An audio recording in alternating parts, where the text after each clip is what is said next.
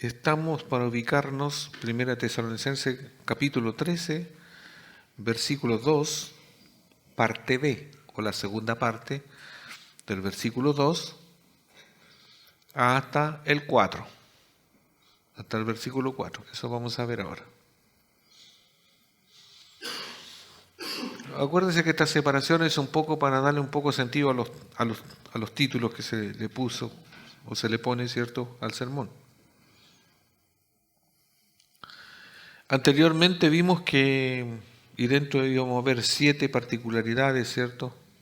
7 elementos, vamos a ver. Ya vimos el afecto del pastor por los suyos, el sacrificio del pastor por lo suyo, entonces el afecto, después el sacrificio, y hoy nos toca ver la compasión del pastor por su pueblo, o por lo suyo, es lo mismo, ¿ya? Todos estos pasajes, hasta el 10, estos versos, hablan como, por decir, el buen comportamiento que debiese tener un pastor de una iglesia.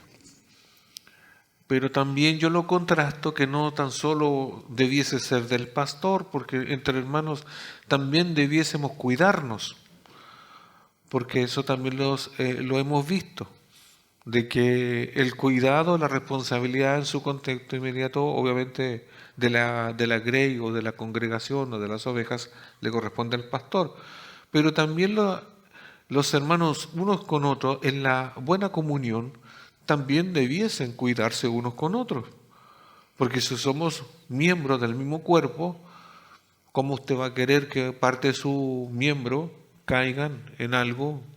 Y usted sabe que cuando la analogía habla del cuerpo y los miembros físicos de nosotros, nos pasa algo en un dedo, la mano, donde sea, nos duele o sentimos el dolor igual. Entonces, dentro de esto mismo, si bien algunas cosas son particulares para el pastorado, para el liderazgo, o para aquellos que están pensando alguna vez o están viendo que tienen un llamado pastoral, ya, esto les va a ayudar. O se van a arrepentir. Van a decir, no, mejor no, eso es para otro. Déjeme de oveja nomás. Bueno, pero estas enseñanzas siempre son para todos. Y vemos cómo el corazón de Pablo se manifiesta, ¿cierto?, en un sentido especial, a diferencia de otros escritos que también él muestra su corazón de pastor, pero hay una diferencia que en algunos más riguroso muestra una disciplina en el sentido hacia las otras iglesias porque había una influencia o conductas negativas. Y entonces está corrigiendo en otro sentido, ¿ya? Está corrigiendo, está por decir, llamando la atención, pero aquí hay un aspecto un poco más dócil, más en un sentido de amor, ya más carismático, entiéndase bien en lo que estoy diciendo, o de afecto. No es que no tenía afecto por los demás, por lo mismo también los exhorta. Ya, pero como dijimos, que esta iglesia medianamente era una iglesia ideal, que habían sido obedientes en su llamado, pero que obviamente estaban pasando ciertas circunstancias adversas, y él como sabía, y vamos a ver que él los veía como nuevos creyentes. Entonces necesitaban un cuidado, y por las razones que ya explicamos o que leímos, que él fue poco menos expulsado de aquel lugar, tuvo que salir arrancando, entonces no alcanzó a terminar su trabajo. Y entonces quedó con el sentimiento de cómo estarán, qué pasó, y por eso obviamente aquí hemos visto que manda a Timoteo. Como dice el pasaje que vamos a leer, dice, para confirmaros y exhortaros, paréntesis, manda a Timoteo, porque ya lo vimos en los versículos anteriores, respecto a vuestra fe, a fin de que nadie se inquiete por estas tribulaciones, porque vosotros mismos sabéis que para esto estamos puestos, porque también estamos con vosotros, os predecíamos que íbamos a pasar tribulaciones como ha acontecido y sabéis. Pablo ya transmite o transmitió también cuando estuvo personalmente, las advertencias que se deben hacer con respecto a la verdad del Evangelio. Cosa que yo otras veces le he dicho, no en todas las iglesias hoy se dice lo que dice o la verdad completa del Evangelio. Porque a veces para hacer sentir bien a las personas que vienen o que asisten una o dos veces o las primeras veces, y por decir así, para que ese tipo de personas no se vayan de la iglesia, se le cuenta la verdad bonita no es que hay una verdad fea, pero hay una verdad difícil de aceptar. Porque cuando uno llega a Cristo, llega necesitado, llega dolido, llega como sea, enfermo, por decir así, y necesita consuelo, amor y todo eso. Está bien. Pero la otra parte es que cuando usted toma una decisión por Cristo, le van a venir problemas. Más de los que tenía, sí, pueden ser hasta más. Y tan así, sí, porque así dice la Biblia. Y hay que decir eso. Usted va a ser perseguido, lo van a tratar de que usted es fanática, que es fanático. La familia se va a volver... De primera, cuando usted cuente, fui a la iglesia, me sentí bien, le van a decir, qué bonito. Pero cuando ya lo vea que llevo un año yendo a la iglesia, van a decir, pucha, ya te pusiste fanático. Te lavaron el cerebro. Eso se nos dice. Entonces después no van a querer estar con nosotros porque nosotros empiezan a haber cambios. Y eso dice la Biblia. Aparte de las persecuciones, en este caso en el contexto tesalonicense, de las cosas extremas. Tribulaciones, ¿cierto? Aquí ya, y peligro de muerte, ya estamos hablando de cosas más extremas. Listo. Entonces, dicho eso, eso es como la verdad. Entonces Pablo, en su compasión, les advierte, le dice la verdad completa a los tesalonicenses, pero aún así ellos permanecieron fieles.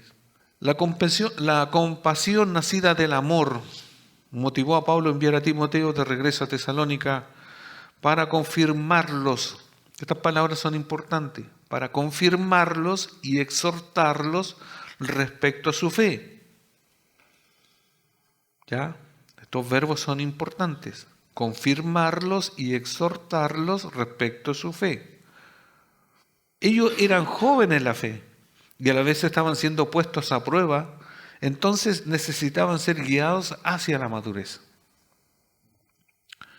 Como muchas veces hemos enseñado, no sé si usted lo tiene claro, dentro de la fe está la fe inicial que nosotros le llamamos fe para creer. Primero usted necesita una fe para creer en Cristo. Dios pone esa fe en usted. ¿Ya? Esa fe inicial, usted está en una disyuntiva. ¿Usted cree o cree medianamente? El creer dudoso no es creer. Pero cuando usted ya confía plenamente en Cristo, que Él resucitó de los muertos, que Él da vida eterna, que Él tiene perdón de pecado y que a usted le ha perdonado, usted tiene una fe ya inclaudicable. Esa fe no se borra, porque esa es la fe que nos hace nacer de nuevos.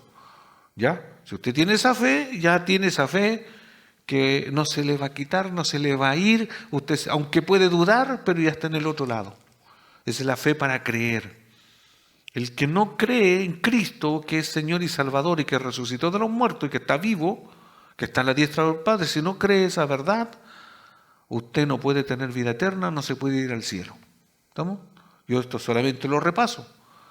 Si usted cree eso ahora, o no lo sabía y usted lo cree ahora, usted y dice, sí, yo creo en Él y quiero tener su vida eterna que Él da, y yo me arrepiento porque yo no soy una buena persona, bien, usted ha creído como se tiene que creer y tiene una fe para creer y tener vida eterna. Ya. Y después hay una fe para crecer y madurar. Hay una fe que muchas veces le decimos una fe práctica. En el transcurso de nuestra vida de creyentes, nosotros tenemos que seguir manteniendo una fe, ya no para vida eterna, sino para mantenernos creyendo a toda su palabra y haciendo todo lo que Él demanda a través de todo el tiempo. Como lo estudiamos de manera paralela en el libro de Santiago, ¿cierto? Que el que dice que cree pero no lo hace es como el que se mira al espejo y después se le olvida. Entonces, de manera práctica, todos nosotros tenemos que tener un grado de fe constante, con todos los días, una fe cotidiana.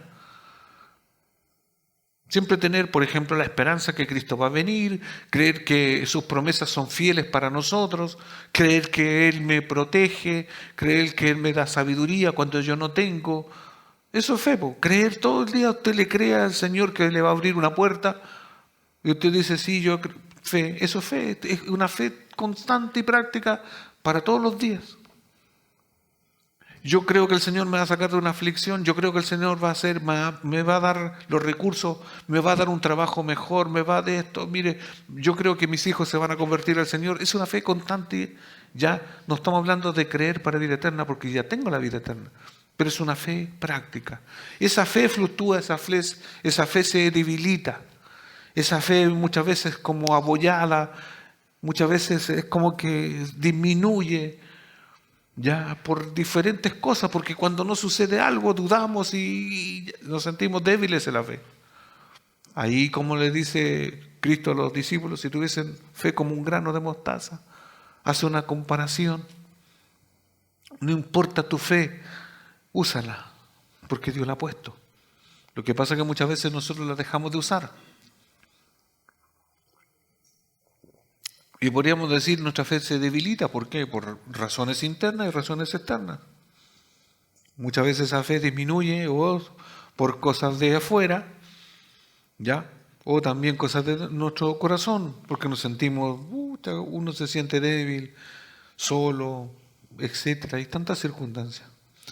Entonces, teniendo la idea de que estos eran nuevos creyentes y que Pablo, a pesar de los pocos meses que tuvo que salir de ahí, sintió esa necesidad y por eso necesitaba ¿qué?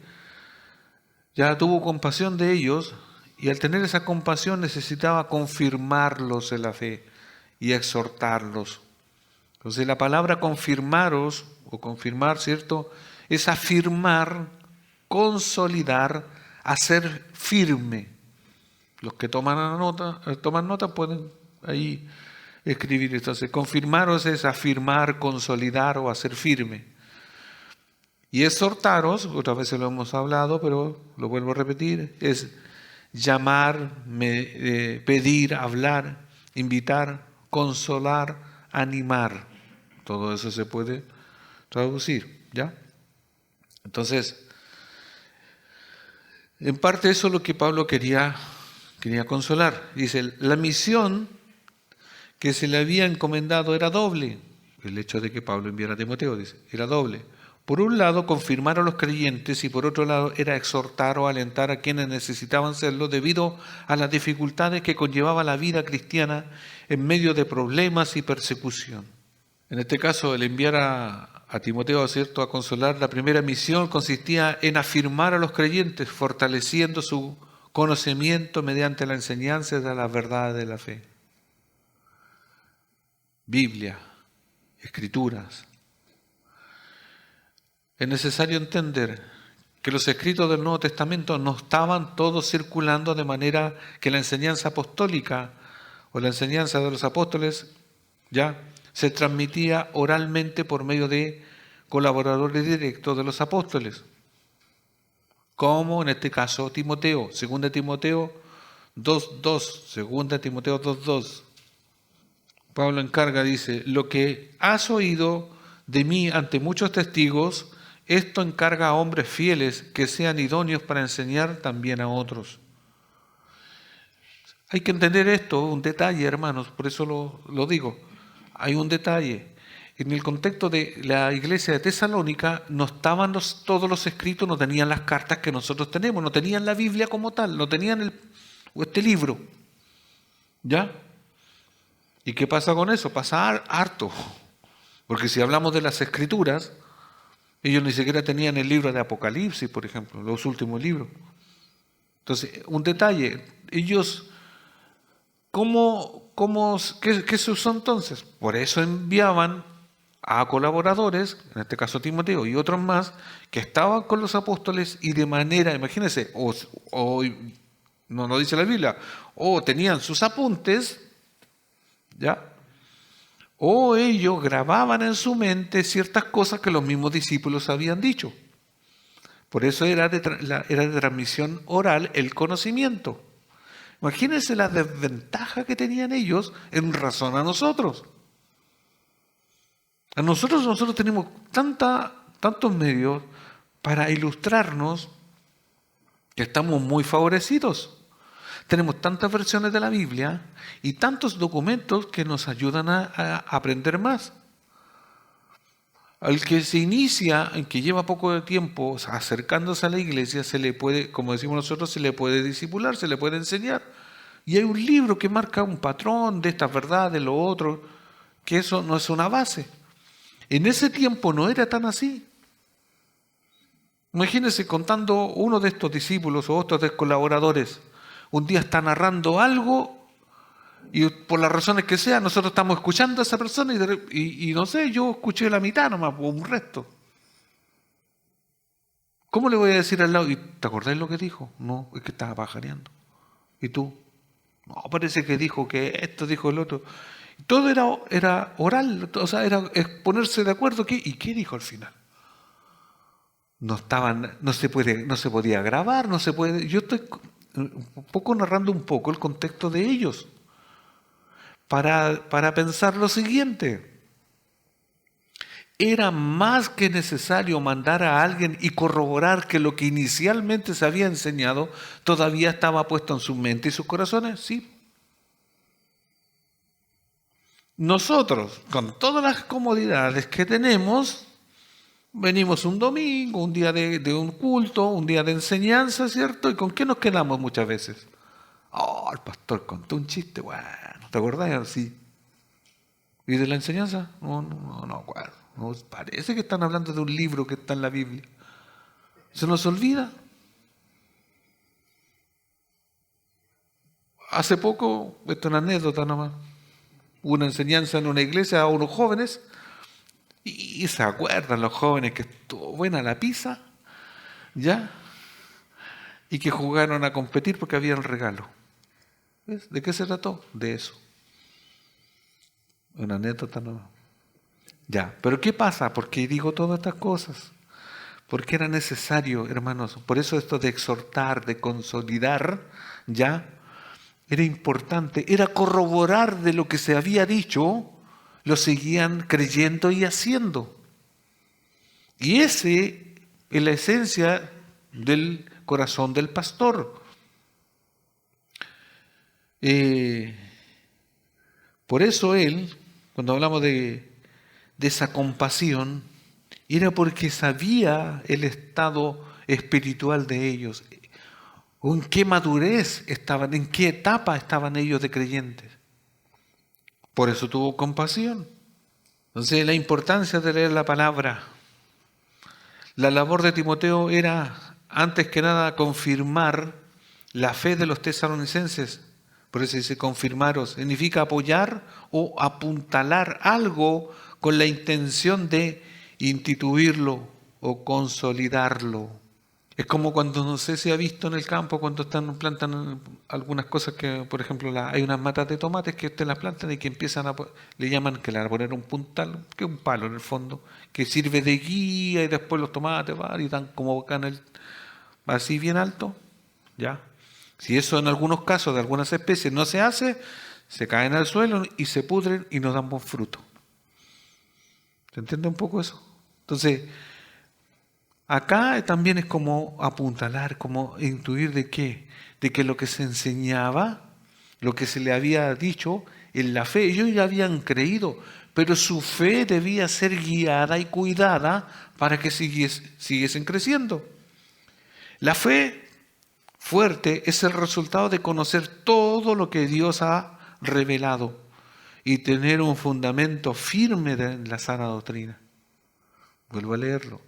La fe fuerte es el resultado de conocer todo lo que Dios ha revelado y tener un fundamento firme en la sana doctrina. Estamos hablando de cosas elementales, como ya lo dije en la introducción. ¿Cristo perdona pecados y solamente Cristo? Sí, solamente Cristo perdona pecados. Ya, solamente en Cristo Jesús hay salvación, solamente en Él. No hay ningún otro que pueda dar salvación más que Cristo Jesús. No hay otro intermediario, no existe. ¿Hay solamente un camino? Sí, solamente un camino. Esas son verdades absolutas que están en la Biblia. Esa es la doctrina. De eso usted, mire, está el Padre, está el Hijo, está el Espíritu Santo. Es un solo Dios. A eso nosotros le decimos la Trinidad. Sí, difícil de explicar, pero es fácil de creer. Listo. ¿El Espíritu Santo viene a morar en nosotros? Sí, cuando usted es creyente. Después el Espíritu, si usted se porta mal, ¿se va? No, se contriñe, se entristece, pero no se va. Son verdades, son doctrinales. ¿Usted a la salvación tiene que agregarle algo? ¿Usted tiene que hacer un mérito? No, creer. Verdades absolutas, esas son las doctrinas. Entonces necesitamos conocer, cuando se refiere aquí esto, que yo estoy diciendo, la fe fuerte es el resultado de conocer a Dios. Sí, uno tiene que conocer a Dios en el sentido amplio y también particular o puntual. Cristo en toda la Biblia, llamándose Jehová o como dicen en los escritos, pero solamente Dios es el que tiene el poder de salvar. Dios es el único que tiene el poder de crear, nadie más. Que Cristo, Dios soberano, está por sobre las potestades de las tinieblas, sí. Satanás está por debajo. Entonces Satanás puede hacerme algo, puede molestar, pero no así estar por sobre Dios. Todas esas verdades son cosas que te tienen que afianzar el conocimiento de la Biblia. Aunque todas esas verdades a veces están introducidas en unas historias. Hay una historia donde a veces uno cuando lee la historia no las discierne todas porque Dios nos ilumina muchas veces de acuerdo a cómo nosotros estemos o lo que necesitemos saber. Pero a grandes rasgos las historias a veces muestran verdades absolutas del Dios. La fe no puede ser fuerte sin el conocimiento y el entendimiento de la verdad. Por algo la Biblia dice, la fe viene por el oír y oír la palabra de Dios. La única manera que su fe sea fuerte, que su fe sea de verdad, es oír ¿qué? La Biblia. No milagros que pasaron en la vida de nosotros, esas son otras cosas que no es que sean malas. Aquí nos venimos a contar historietas, por contar, mire el testimonio, y mire, sabe, yo subí allá y el Señor y todo eso son paralelos, son complementos. La verdad absoluta, lo que a nosotros nos da fe, es lo que dice la Biblia. Por eso la iglesia madura y crece cuando se enseña la Biblia. Las otras cosas ya son aleatorias, la forma, etc. Timoteo fue a exhortarlos. Ya vimos la otra parte, ¿cierto? Entonces, ahora también fue, porque tuvo doble propósito, fue a exhortarlos, animarlos, consolarlos, lo cual denota acudir o estar a su lado y motivarlos a vivir esa sana doctrina. ¿Cuál? La sana enseñanza que se le había enseñado o predicado en su momento. Creen en Jesucristo porque Él resucitó, porque Pablo, Silas y Timoteo le enseñaron de la resurrección. Acuérdense que en los bosquejos del inicio les enseñó varias verdades, de que Cristo iba a venir, de que iba a haber un momento que en un abrir y cerrar de ojos Dios los iba a sacar, que les enseñó que Cristo vendría pronto, aunque por ahí se pegaron ya tuvieron su debilidad, porque eso cuando les dijo que Cristo venía pronto, el pronto para ellos fue inmediato. Por eso algunos dejaron de trabajar. Más adelante lo vamos a ver. Lo interpretaron demasiado estrictamente literal. ¿Ya? Bueno. Pero dicho eso, por eso Timoteo fue a exhortarlos, a animarlos, consolidarlos. ¿Ya? Pero siempre con respecto a lo que se le había enseñado. Reafirmar lo antes dicho. Timoteo hizo la clase de seguimiento, fortalecimiento y motivación que Pablo ya había practicado. Es como dicen algunos, o como se puede ilustrar. Usted manda a hacer una obra, usted manda a hacer un algo, ¿cierto? Una edificación de una casa. ¿Y qué es lo que hace? En la mitad de la construcción usted va y le echa una miradita, si están echándole mucha dosificación, se están robando el cemento, le están poniendo el ladrillo por medio, no sé, o le ponen un clavo aquí, otro abajo, si les van a poner cables más delgados, si hacen la instalación, entonces usted tiene que supervisar la obra hasta que se lleve a cabo la entrega del proyecto completo. Si es llevado un poco a eso, a la construcción, Pablo tenía que cerciorarse que ellos creciesen, que esa, por decir, edificación de la fe de estos tuviese un buen éxito. Porque, ¿qué pasa si no hubiese mandado a este supervisor, por decirlo así, ya, en la ilustración que quiero hacer? Puede que, como nosotros nos reímos muchas veces cuando están estas obras municipales o públicas, todos decimos, ponen un ladrillo pegado, poco menos con engrudo, después usted hace así, se cae, ya. Siempre lo encontramos, todas las cosas públicas las encontramos malas, porque decimos, no, si aquí se robaron la mitad de los recursos, el contratista se llevó la otra mitad y por eso todas las casas que hacen, dice uno, pucha, si pueden reducir los costos y poner un cablecito, pero como un pelo de cabello, lo pondrían. Bueno, la iglesia tesalonicense tenía que ser supervisada para que no pasase eso, que yo estoy ilustrando que suele suceder en otros países, no en Chile. ¿Ya? Entonces, tenían que crecer. Por ejemplo, en Hechos 14, 21, 22, Pablo, este ejemplo de la Escritura, Pablo, Bernabé y sus colaboradores regresaban a menudo a las ciudades donde habían enseñado previamente. Y el ejemplo está aquí, en Hechos 14, 21. Dice, y después de anunciar el Evangelio a aquella ciudad y de hacer muchos discípulos, volvieron a Listra, a Iconio y a Antioquía, fortaleciendo los ánimos de los discípulos, exhortándoles a que permaneciesen en la fe y diciéndoles, es menester, es menester que pasemos muchas tribulaciones para entrar en el reino de Dios. O sea, era necesario sufrir para entrar. Hermano, no es que había que ser el mérito de padecer, se entiende que había que soportar porque ya eran creyentes. Era fortalecerse la fe. Todo buen pastor desea que la congregación madure y se consolide en la fe. Entonces, todo buen pastor, como Pablo, ¿qué quería? Que se consolidara su fe, y para eso los exhorta con la palabra que iba de nuevo Timoteo a retransmitir, a fortalecer. Yo lo puse como una ilustración. La iglesia en un momento se convierte como me tocó ir al hospital a ver a Mía, ¿ya? Es como la sala de parto, ¿ya?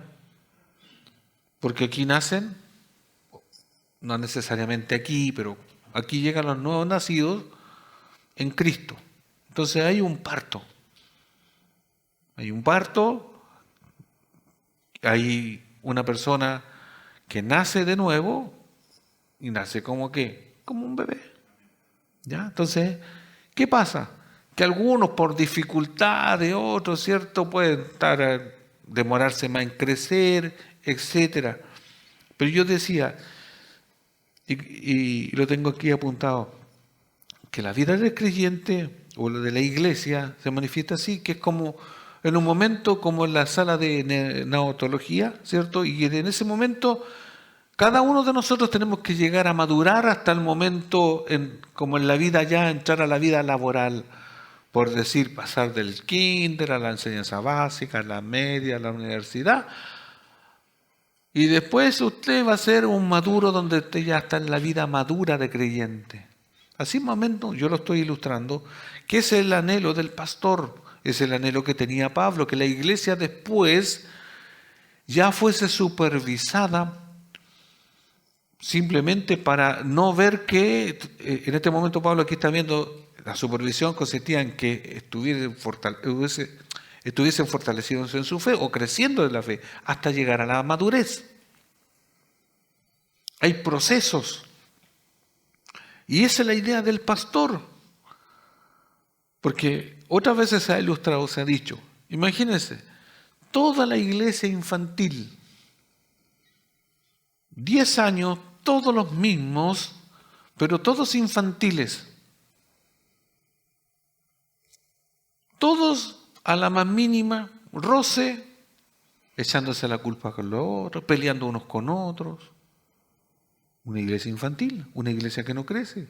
Y puede crecer porque no se le da el suficiente alimento, porque se les trata como infantiles.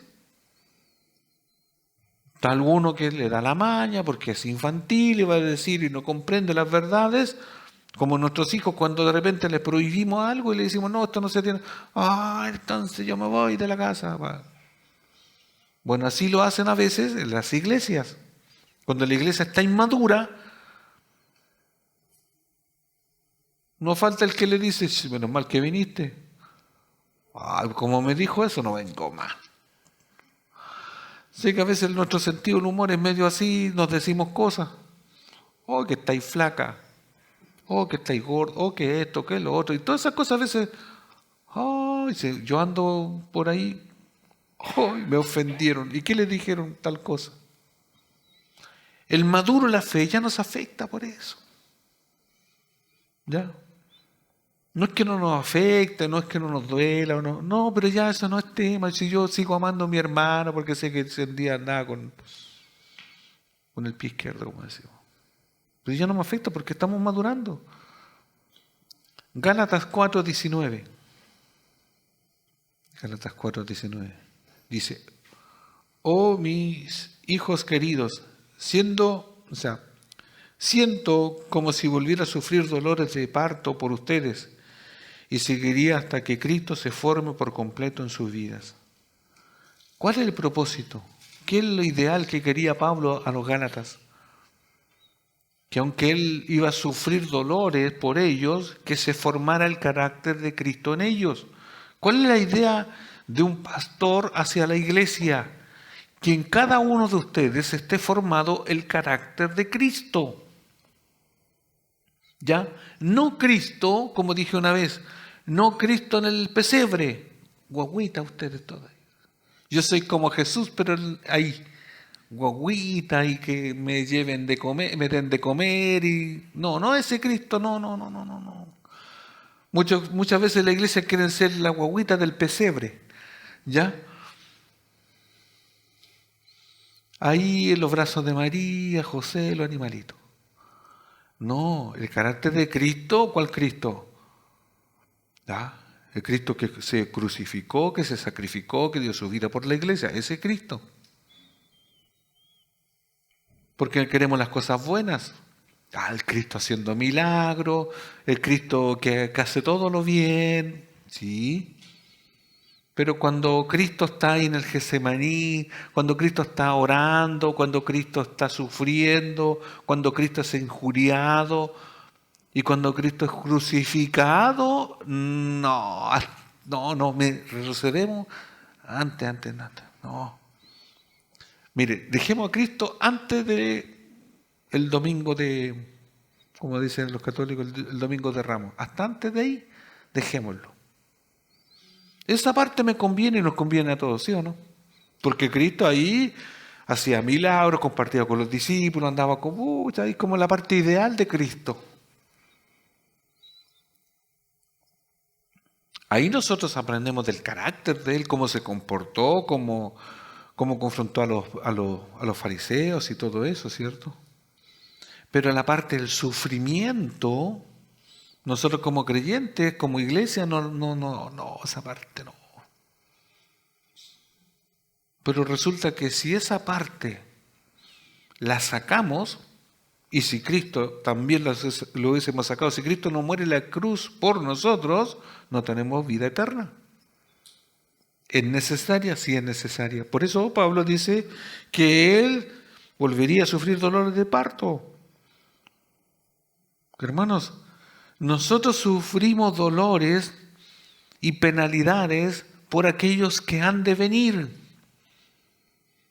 En un sentido metafórico, nosotros tenemos que dar a luz, tenemos que parir a aquellos que van a venir.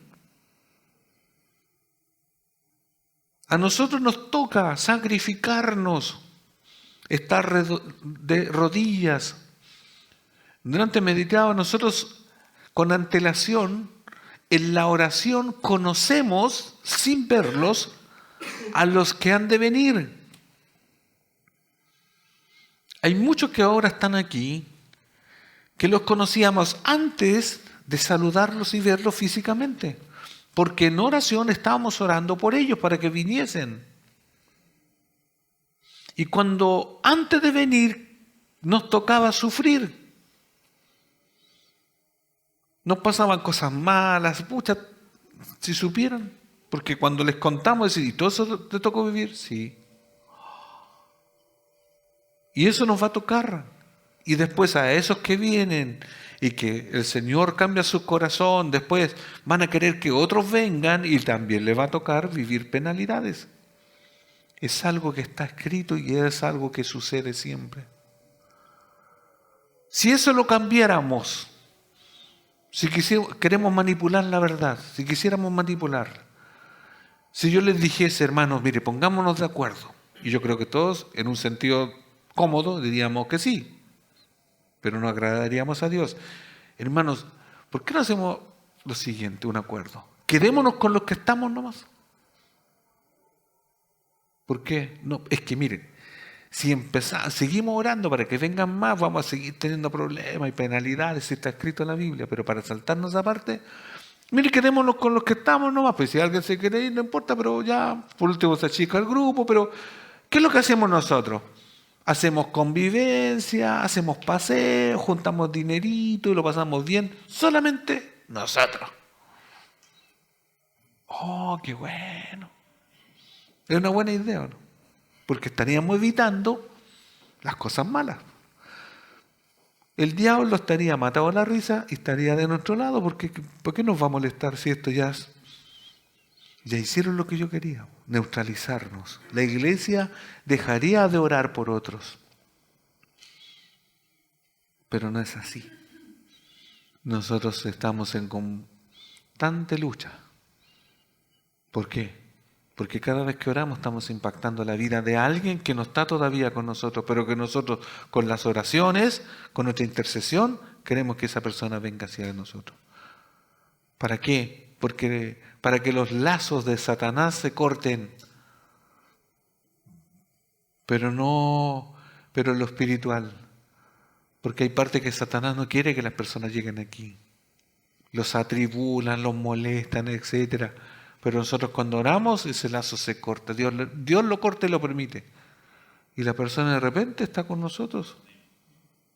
Por lo mismo, esto de dolores de parto, ya, para que Pablo en Gálatas lo dice así, él iba a sufrir hasta que Cristo se conforme por completo en la vida. Por eso dirigir la iglesia tiene una parte muy dolorosa y agotadora y otra parte gratificante y gozosa cuando ya han aprendido a andar solos, cuando ya son maduros en la fe. Otras veces lo he dicho así.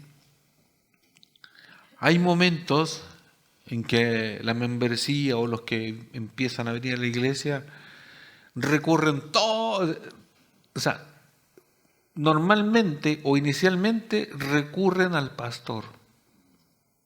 Igual todos deben recurrir al pastor, pero ¿a qué me refiero? En la inmadurez, cuando están ahí pequeños, guaguitas, ¿qué sucede? Necesitan más cuidado pastoral. igual de toda la membresía, pero ¿cuál es? En ese momento empiezan a dar sus primeros pasos, se caen, es igual que un bebé de natural. ¿Y qué hace el pastor? Los levanta, los cura, les enseña esto, etcétera, y va creciendo, creciendo. ¿Ya? Pero ya cuando crecen, por decir, cuando ya son profesionales, cuando después ya a uno lo llaman, inclusive para uno darle una palabra de aliento, para uno, y decir, ¿cómo está? No, pastor, yo estoy, mire, tengo todos estos problemas, pero sé que mi Señor vive y Él me sacará. Entonces, veo que ya esa persona ha madurado, que toma la vida cristiana distinta. Y eso es gratificante.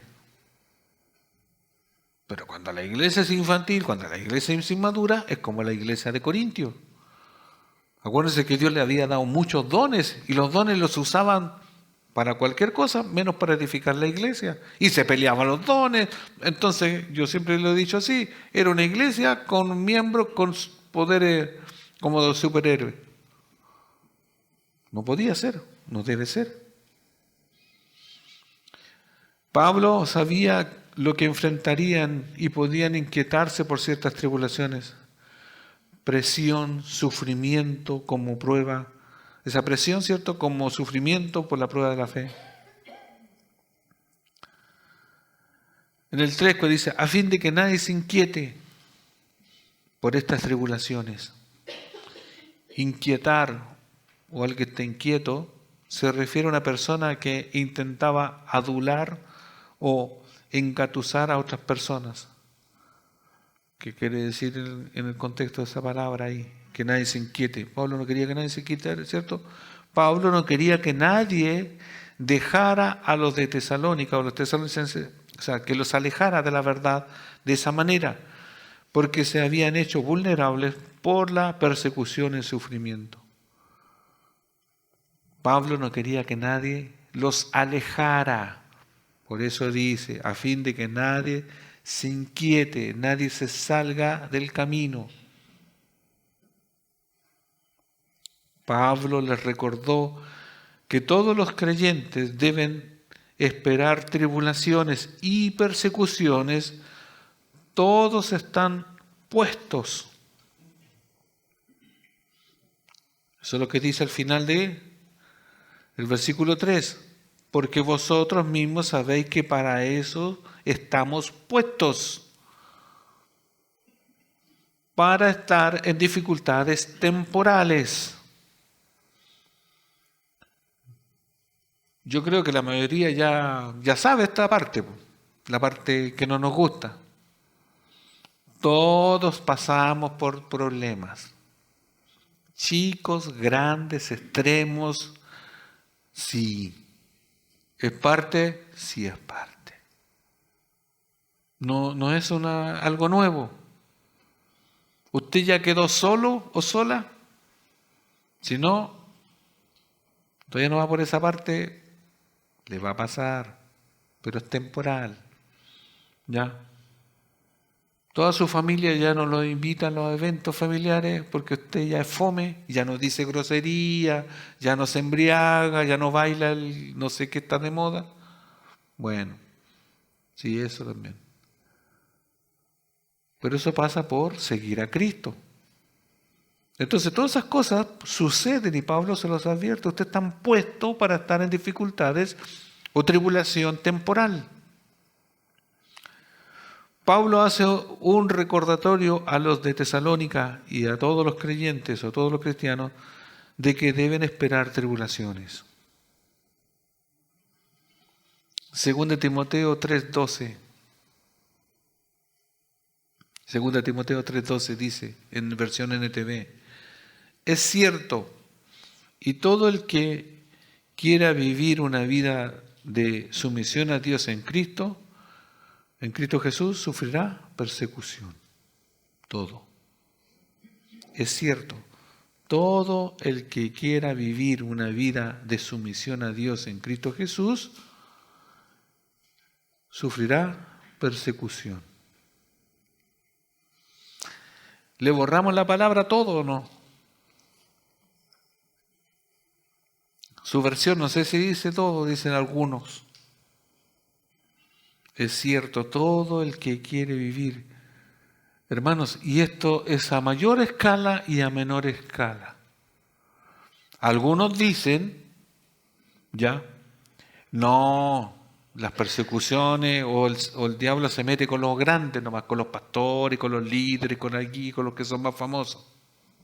Es con todos. La persecución es a menor y a grande escala, sí, es para todo el creyente. ¿Cuántas veces yo le he dicho? Propóngase usted ser fiel al Señor, propóngase más de lo que es, pero propóngase así con seriedad. Propóngase ahora y decir, ya, desde mañana lunes yo a las 6 de la mañana hasta las 7 voy a estar orando en mi casa. Propóngase eso, ¿no? Y va a tener problemas. Una, con usted mismo se va a quedar dormido, le va a dar sueño, mire esto, que lo otro, que se le enfermó la guagua, que lo otro, que lo otro, y va a tener problemas. Póngase a consagrarse más y va a tener persecución. Va a dejar los malos hábitos y todo eso, y se va a consagrar y va a tener más problemas, más persecución. Lo van a ver que usted está más fanático o más fanática. Mateo 5, 11, 12. Mire este consuelo. Mateo 5, del 11 al 12. Hermanos, es mi labor decírselos. Ya. Porque en realidad, si uno que le toca predicar, si bien o mal, o que me coma esto, que cambie los personajes, pero hay algo esencial, lo que yo no le puedo envolver en algo así, con un envoltorio bonito, ¿no? Es la verdad que tiene que ver con la persecución, con las tribulaciones, con los problemas. Lo que pasa, hermanos, que los problemas que para nosotros son problemas, para Dios no lo son. Hay que invertir un poco el conocimiento de los problemas. Me explico. Nosotros todos teníamos, antes de conocer, un problema muy grave y muy grande, que es que si moríamos sin conocer a Dios, nuestra alma se iba a ir al infierno. Yo no sabía que ese era un problema, porque porque yo pensaba que era una buena persona y me iba a ir al cielo. No. Eso no lo sabíamos. Todo ser humano, de manera natural, sin conocer a Dios, no cree que eso es un problema, porque cree que Dios es tan buena persona, ya, que todos vamos a ir al cielo. No es así. Los que creen en su nombre irán al cielo. Esa es la verdad. Bueno, Cristo quiere solucionar ese problema y lo soluciona. Pero después nos quedan otros problemitas. Los problemas económicos, los problemas de salud. Miren, eso en realidad para nosotros siguen siendo problemas. Pero para Dios ya no lo son. ¿Cómo es eso? Porque Dios tiene el poder de cambiar esos problemas. O en ese problema, para nosotros, que siempre van a ser problemas, ya no los vemos tan así. Porque en el problema, en el dolor, en la dificultad, en la escasez, en la pena, en todo eso, Cristo toma, porque en la cruz tomó todas nuestras enfermedades, todo nuestro dolor, y Él lo lleva, y Él, por decirlo así, nos pone como un escudo. Pone el gozo en medio de esa dificultad. Es como estar blindados. Es que no le había visto nunca así. Es que es así. Él dice, echad sobre mí vuestras cargas. Porque obviamente las vamos a tener, pero ligero es mi yugo. Es fácil llevarlo. Eso tenemos que aprender a hacerlo. Hermanos, si yo un día martillando me pego en el dedo, a mí me va a doler. Evidentemente que sí. Hay cosas naturales que nos van a suceder. Pero ¿qué pasa?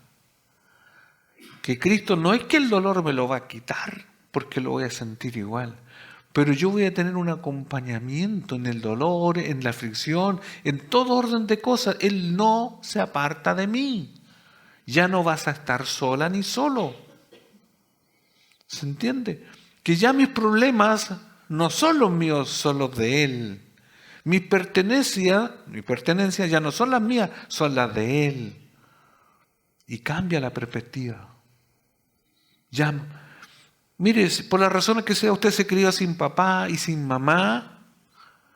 Cristo es más que su mamá y que su papá, porque Cristo es Dios. Y Él estará por usted, peleará por usted para siempre. No por un tiempo ni unos años, para la eternidad y por la eternidad. ¿Ve que va cambiando la perspectiva? Entonces nuestras tribulaciones, nuestra persecución es momentánea. Aprendamos eso, de que nuestros problemas ya no son los míos, son de mi Señor. Mi escasez no es mía solamente, es que mi Señor me está permitiendo. ¿Por qué? Porque está trabajando en mi fe.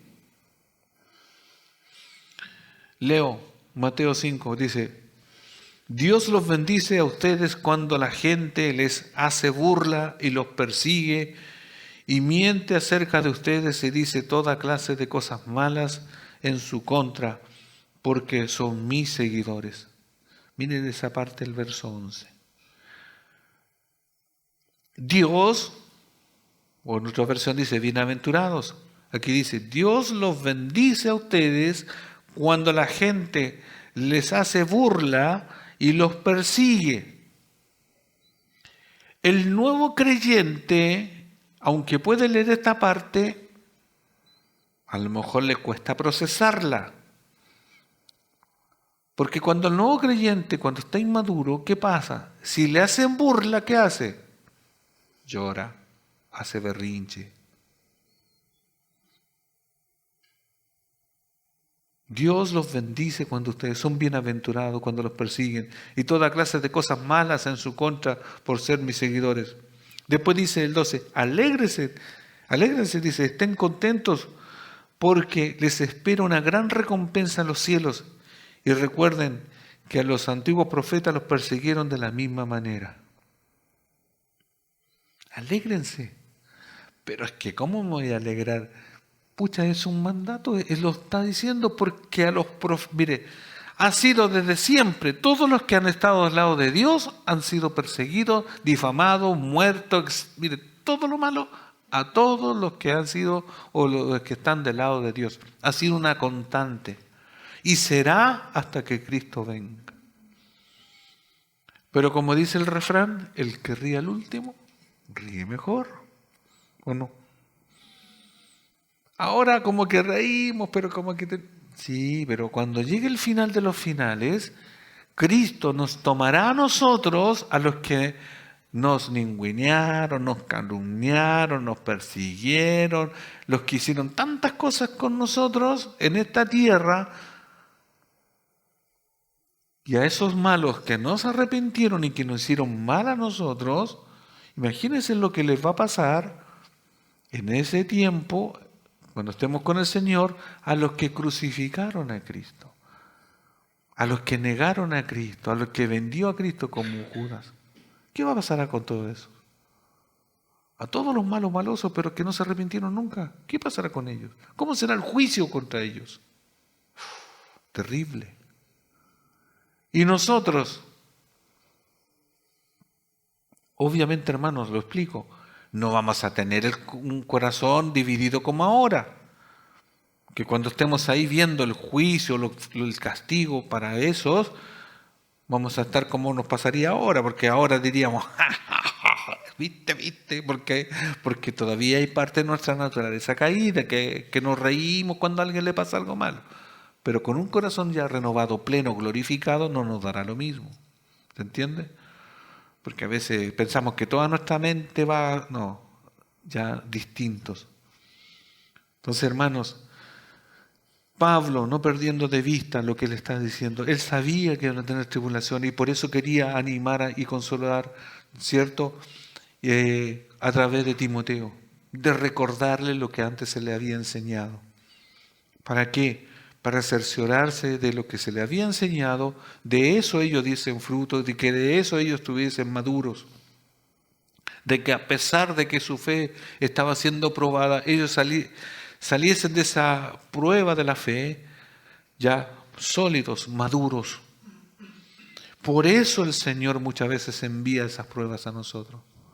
Por eso muchas veces el Señor nos manda una y otra, y ustedes y yo debemos alegrarnos porque Dios está trabajando en nuestras vidas. No tenemos que tener esa actitud de a la primera, no. Yo muchas veces le digo, a usted le pasa algo y usted ¿qué quiere hacer? ¿Cuál es lo normal de nosotros? ¿Evadir algo o salirse de algo, de una responsabilidad? Yo otras veces lo digo, usted está en un ministerio, está en el ministerio de aseo y le van a decir, pucha, oiga hermana, le he dicho que mire, tiene un escobillón para ese piso y tiene un escobillón para el otro piso. No, que con este yo siempre... entonces me salgo. En su casa si quiere con el palo, barra, pero cuando se le pide aquí algo simple, obedezca. No, que si no son así las cosas, me salgo. Es fácil, sálgase. Hágalo. Pero Dios está tratando con su carácter. Y si no lo somete, nunca va a madurar. Y va a ser como un adolescente amañado que siempre va a andar siempre queriendo salirse con la suya. Pero Dios no puede ser burlado. Y se va a quedar ahí y no va a crecer y va a estar ahí, estancado. Pase esa etapa.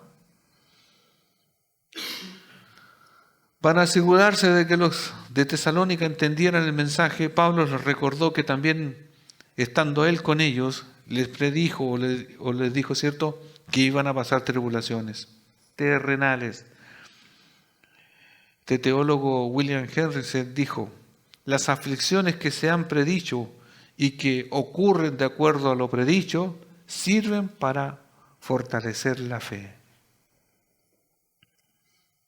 Nada nuevo lo que dijo pero hermanos, inicialmente nosotros despedimos al Señor, Señor, dame más fe.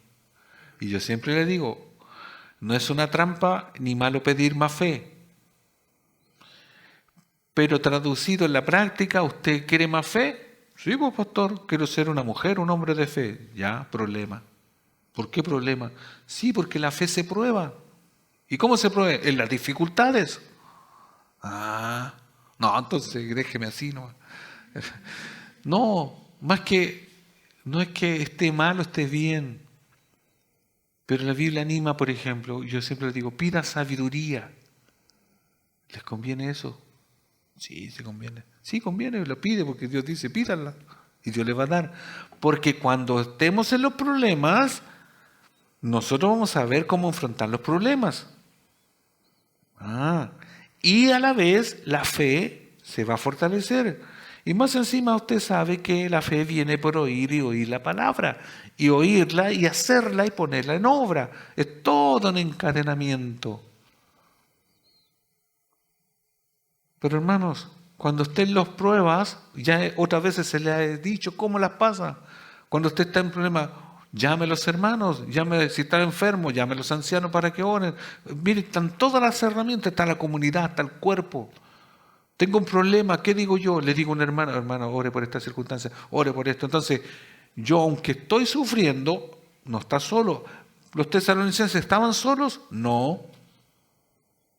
Estaba Timoteo, estaban los otros, estaban atentos a lo que estaban, porque Dios se encarga de que nunca estemos solos, aunque aparentemente sí lo estamos, pero no siempre es así.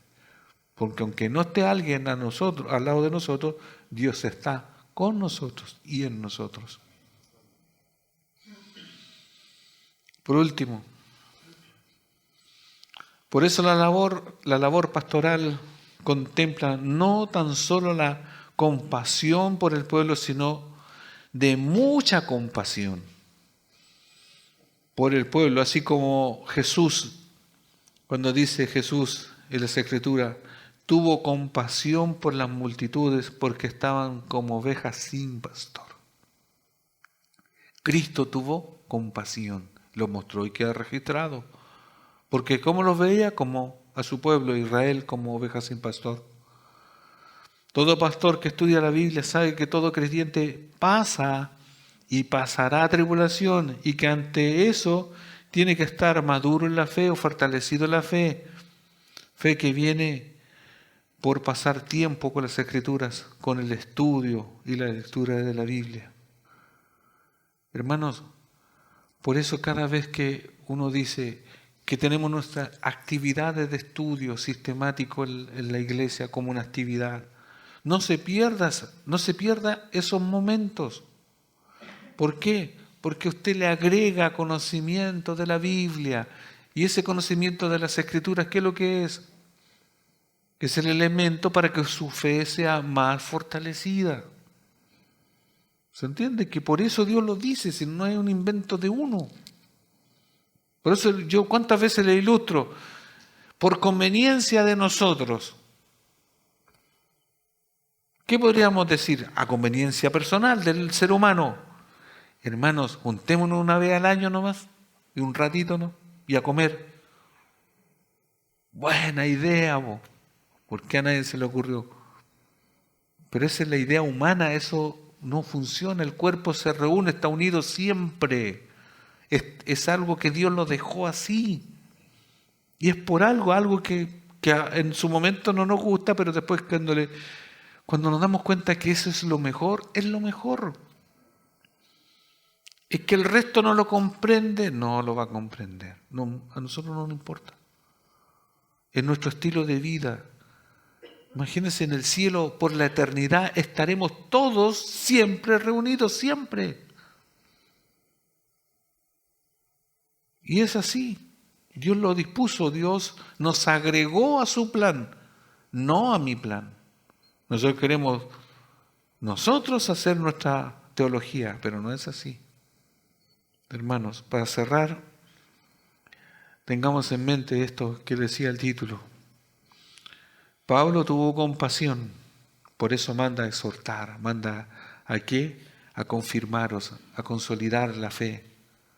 Para eso es necesario la Escritura, para eso es necesario la Biblia, no historias, ¿ya? No relatos, no cosas como esas, sino que necesitamos la palabra.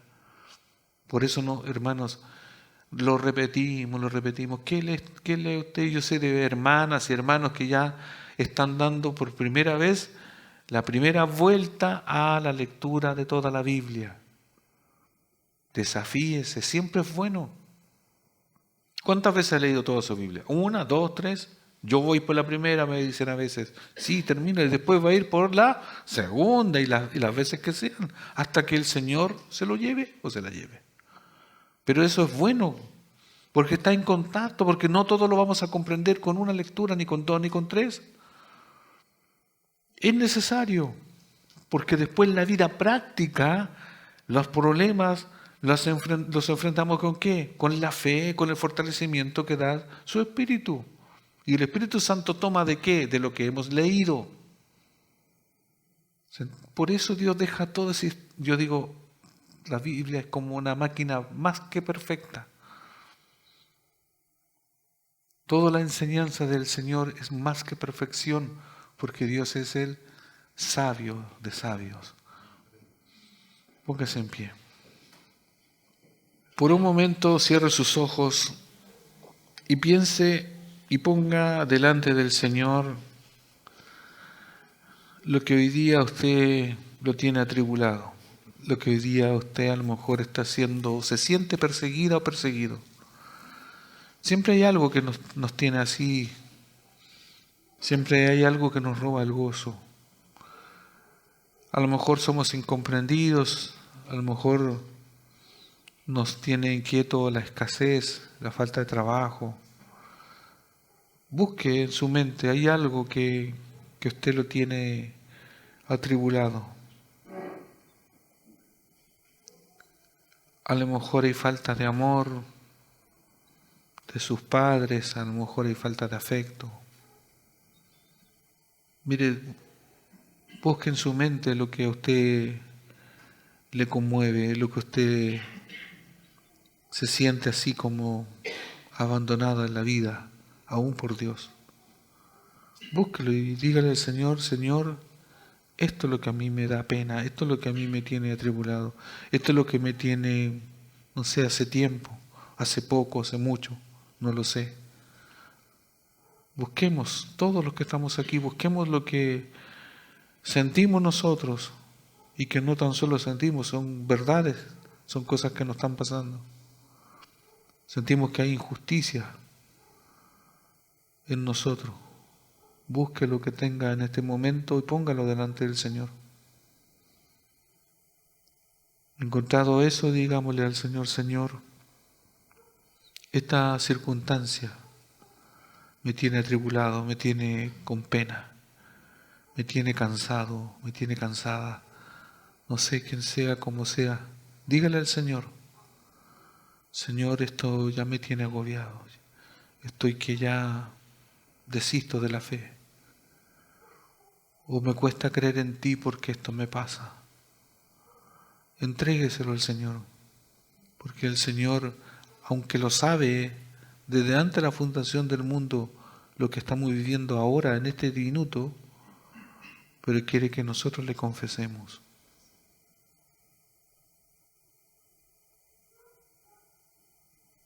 Señor Jesús, tome nuestras penas, nuestras angustias, nuestras soledades, nuestras injusticias. Señor, tome todo aquello, Señor, esas persecuciones. Tome todas aquellas enfermedades, Señor, ahora en este minuto. Y como usted es Dios, usted, Señor, las cargó todas en la cruz. Y usted las deshace. Usted, Señor, es el que tiene todo el poder.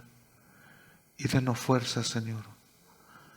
Sea usted, Señor, que baje del cielo, que como un gigante, Señor, destruya a todos nuestros adversarios. Que sea usted, Señor, que te pelee, no nosotros. Y sea usted que ponga consuelo en nuestros corazones. Señor, quite de nosotros la pena, el enojo, el odio, todas las cosas, para que ponga un espíritu nuevo, Señor, en nosotros, renovado. Señor, renueve el gozo inefable en nuestros corazones. Y si no lo tenían o no lo tiene alguno, ponga en ello un corazón nuevo, un corazón de carne y sensible. Si hay alguno aquí en este lugar que todavía no ha nacido de nuevo, sea usted redarguyendo en su corazón y tomando todos sus pecados y sacándolos de su vida y dándole vida eterna. Señor, obre en nuestras vidas porque sé que solamente usted lo puede hacer. Que nuestras penalidades temporales no son comparables con la gloria eterna. Que todo lo que nos toca vivir y pasaremos es incomparable con el gozo de ver al Dios de la creación de todo, a nuestro Rey de Reyes y Señor de Señores. Oh Señor, levante nuestros brazos, levante nuestro espíritu y ayúdenos, Señor, porque no podemos solo. Todos nosotros, Señor, todos, Señor, somos débiles. Todos nos sentimos momentos y tenemos momentos en que estamos agobiados. Pero el buen pastor que es usted, dice su palabra que tuvo compasión por nosotros. Que esa compasión, más allá de la de Pablo por los tesalonicenses, es la compasión de Jesús por nosotros, que intercede cada día como un sumo sacerdote, día tras día, con un solo sacrificio en la cruz. Gracias, Señor, por amarnos. Y gracias, Señor, por alentarnos aún en medio del dolor. Y háganos descansarse. Todo para honra y gloria de su nombre. En el nombre de Jesús. Amén.